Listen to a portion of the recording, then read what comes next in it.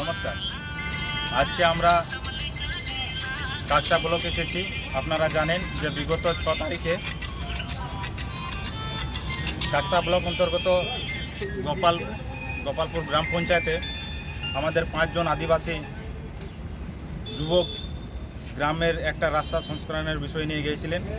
তো সেই জায়গায় পঞ্চায়েত প্রধান সহ আরও কয়েকজন আছেন গ্রাম পঞ্চায়েতের অন্তর্গত।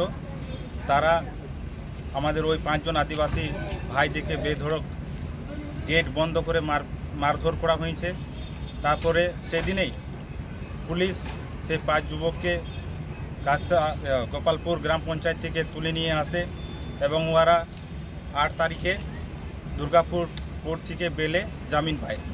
দুর্গাপুর কোর্ট থেকে জামিন পায় এবং যাদের বিরুদ্ধে অভিযোগ জানানো হয়েছিল, যাদের বিরুদ্ধে এফআইআর করা হয়েছিল, তাদেরকে ধরা হয়নি। সেই কারণে আজকে আমরা ন্যাশনাল হাইওয়ে অবরোধ করেছিলাম এবং পুলিশ প্রশাসন তরফ থেকে আমাদেরকে আশ্বাস করা হয়েছে যে 7 দিন ভিতরে যে বাকি এক্সকিউজ রয়েছে, 3 এক্সকিউজটা কালকে 3 জনকে কালকে বিকেল দিকে ধরা হয়েছে, আর বাকি যারা আরও রয়েছেন তাদেরকে 7 দিন ভিতরে ধরা হবে।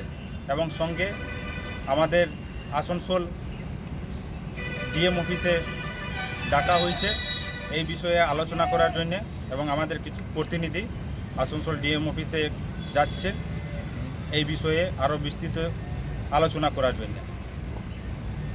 আপনার নাম?